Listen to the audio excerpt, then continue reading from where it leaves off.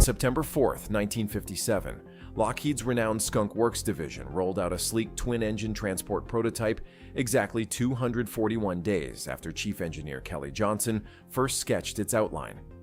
It flew flawlessly on two British Bristol Orpheus turbojets, hitting its performance marks with ease. But the intended primary buyer, the United States Air Force, refused to rely on foreign propulsion for a domestic transport program, and no American manufacturer produced a jet engine in that specific thrust class. Lockheed didn't abandon the airframe. They made a bizarre engineering pivot. They stripped off the British engines, took four smaller Pratt & Whitney JT-12 turbojets, bolted them in clustered pairs to the aft fuselage, and created the Lockheed JetStar. They inadvertently launched the world's first dedicated business jet, carrying an absurd four-engine layout on an airframe explicitly designed for two. After World War II, corporate executives and military brass traveled in converted bombers and surplus airliners like the Douglas DC-3 or the B-23 Dragon. These aircraft were slow, vibrated intensely, and lacked the pressurization needed to climb above turbulent weather systems. Commercial airliners like the Boeing 707 and the de Havilland Comet were changing the standard. Mid-level employees flying commercial coach on a 707 were suddenly crossing the country faster and more comfortably than the CEO in the company's private prop plane.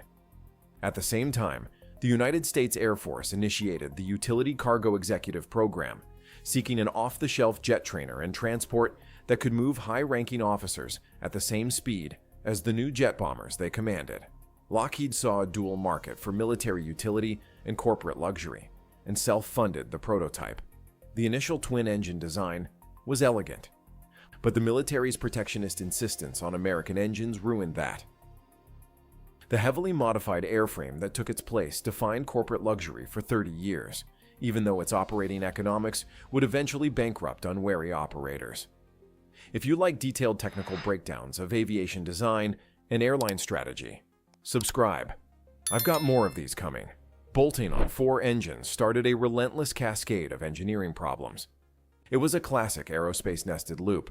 Solve one technical issue, create a more expensive one. The Pratt & Whitney JT-12 was a straight turbojet. Unlike modern turbofans that blow a lot of air around the engine core, a straight turbojet routes all its intake air straight through the combustion chamber.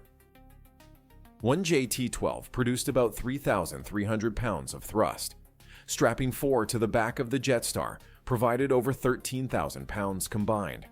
The plane climbed exceptionally well and cruised over 500 miles per hour. But that thrust cost a fortune in fuel. Four straight turbojets operating at once burn a massive amount of kerosene. The specific fuel consumption of the JT-12 was incredibly high by today's standards. If this heavy new jet was going to fly transcontinental routes, a non-negotiable for New York flight departments wanting to reach Los Angeles, it needed enormous fuel capacity. The original wing design, a thin, highly swept structure, built for high-speed cruise, just didn't have the internal volume to hold it. Lockheed had to find external storage.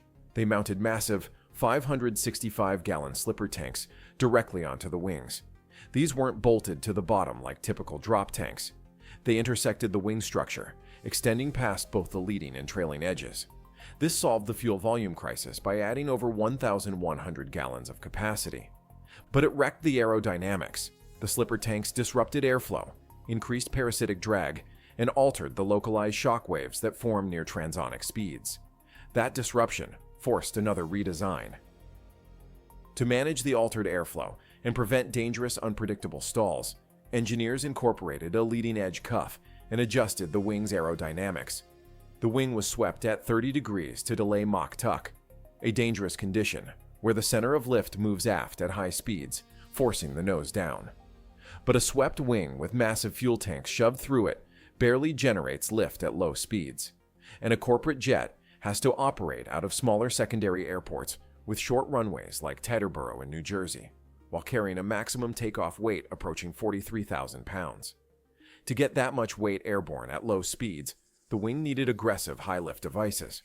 Lockheed installed extensive leading-edge slats and large trailing-edge flaps. When deployed, they dramatically increased the wing's camber, letting the heavy jet fly slowly enough to land on 4,000-foot runways. But deploying massive high-lift devices on a plane with 4 heavy turbojets hanging off the back drastically shifted the aerodynamic pitching moment. When the pilot extended the flaps, the center of lift shifted. It created a strong pitching tendency that standard elevator trim tabs couldn't safely counteract without creating massive drag or risking a loss of control. To solve this extreme pitch problem, Lockheed used a trimmable horizontal stabilizer, but executed it in a totally unconventional way. Instead of just pivoting the horizontal tailplane, the entire empennage, the vertical fin and the horizontal stabilizer together, pivoted as a single unit. For the mechanics maintaining the JetStar, this moving tail was a nightmare. Massive, electrically driven jack screws deep inside the unpressurized tail section actuated the assembly. These mechanical linkages bore the extreme flight loads of the whole tail and required constant, precise lubrication and inspection. If the jack screws jammed or the threads wore down, the aircraft's pitch trim froze, severely compromising the crew's ability to keep the plane level when changing configurations. The hydraulic and pneumatic systems needed to support 4 engines made maintenance even worse. Before reliable digital fly-by-wire controls, the JetStar used direct mechanical linkages boosted by heavy-duty hydraulic systems. For redundancy, the aircraft had 2 entirely independent hydraulic systems, powered by 4 engine-driven pumps, one on each JT-12. Bleed air had to be tapped from all 4 individual turbojets to manage cabin pressurization, and the complex anti-icing systems for the wing leading edges, engine nacelles, and tail.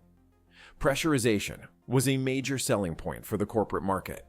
The aircraft maintained an 8.5 pounds per square inch pressure differential, keeping the cabin at a comfortable 8,000 feet while cruising at 41,000.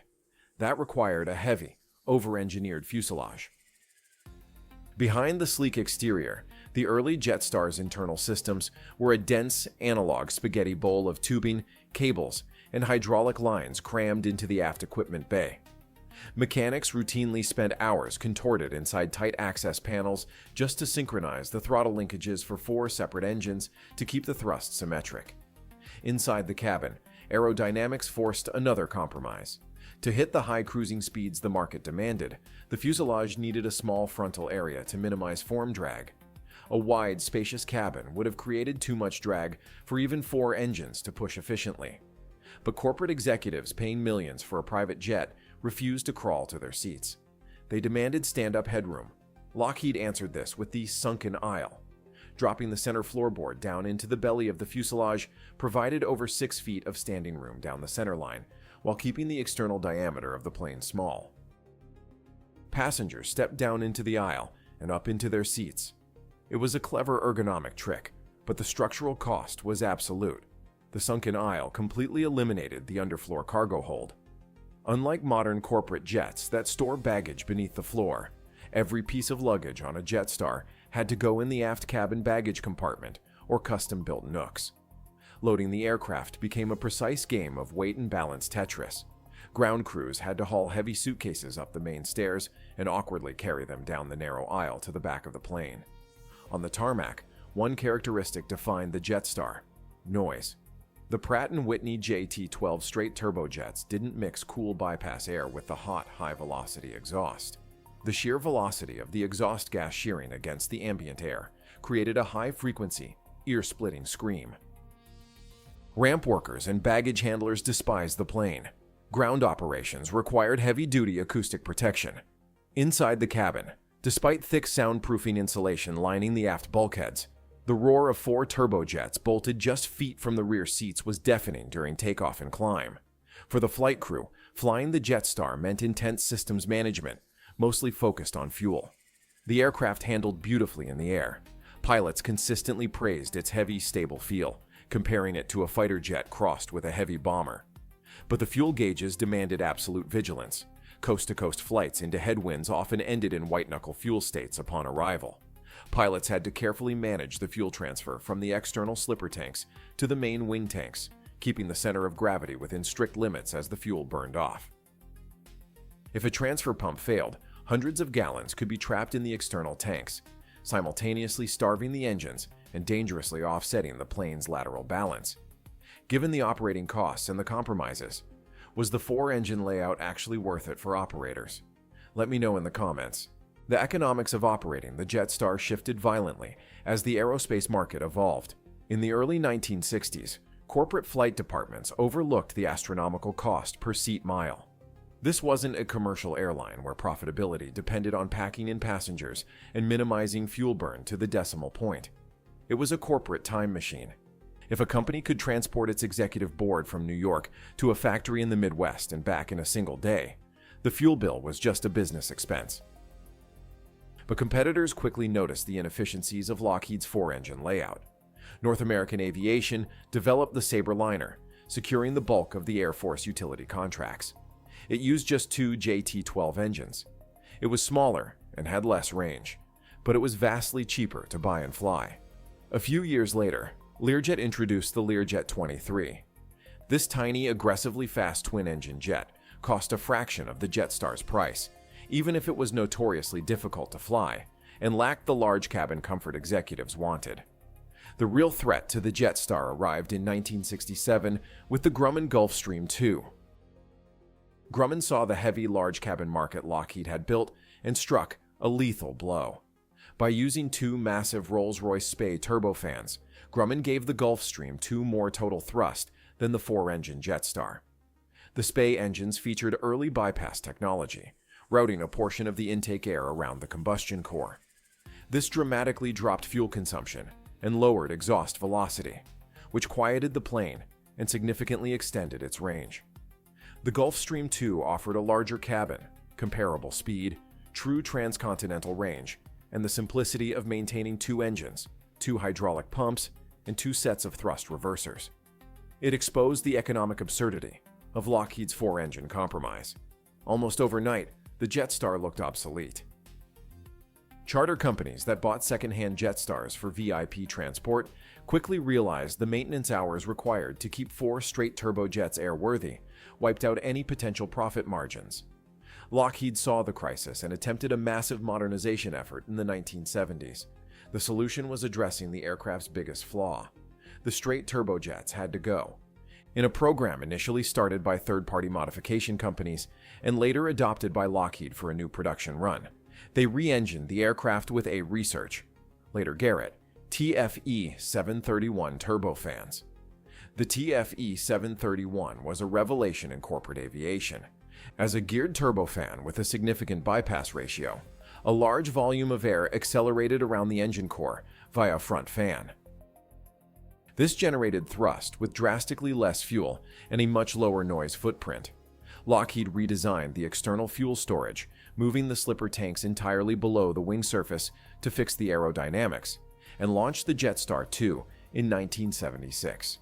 The modernization hit its technical marks. The JetStar II was vastly quieter, complying with new airport noise regulations that were banning older straight turbojet aircraft. The range extended significantly, allowing reliable ocean crossings and coast-to-coast flights without the constant anxiety of fuel starvation. They updated the environmental control systems and modernized the avionics to reduce pilot workload. But the market reaction was tepid. The fatal flaw of the JetStar II was its foundation. Even with new, efficient engines, the aircraft still carried the structural weight and aerodynamic drag of four engine nacelles, four heavy mounts, and the complex plumbing required to support them all. It was still an airframe built to 1950s military specifications, leaving it with an empty weight thousands of pounds heavier than competing twin-engine designs. Corporate flight departments ran the numbers. They found that while the JetStar II was a massive improvement, it still burned more fuel and needed more maintenance than a twin-engine Gulfstream or the emerging Dassault Falcon series. Operating four engines, even highly efficient turbofans, meant buying four engines at overhaul time. It meant maintaining four starters, four generators, and four separate oil systems. Lockheed sold just 40 units of the JetStar II before permanently shutting down the production line in 1980. They conceded the heavy corporate jet market to Gulfstream, Bombardier, and Dassault. The JetStar ultimately failed commercially, but it defined an entire category of aviation. It was reportedly Kelly Johnson's favorite project, proving just how well it handled and how fast Skunk Works brought it to life. It served as the primary VIP transport for numerous heads of state, including multiple U.S. presidents. It even became a pop culture icon as the private aircraft of Frank Sinatra and Elvis Presley. Elvis famously customized the interior with velvet upholstery and gold-plated fixtures, practically inventing the public's idea of what a private jet should look like. From an engineering perspective, the JetStar proved there was a highly lucrative market for large-cabin, long-range corporate aircraft. It forced the industry to develop better small-scale turbofans, better pressurization systems, and more reliable flight controls for non-airline operations. The absurd decision to bolt 4 small engines to the tail of a twin-engine airframe was driven by short-term procurement realities, but the resulting aircraft flew for over 4 decades. It shows exactly what happens when political demands, aerodynamic limits, and raw economics collide on the drafting table. Every modern heavy corporate jet, from the Gulfstream G650 to the Bombardier Global Express, owes its conceptual existence to the heavy, loud, and impossibly thirsty machine that Lockheed pushed out of the hangar in 1957. If you like this analysis, hitting the like button helps more people find these videos. Thanks for watching.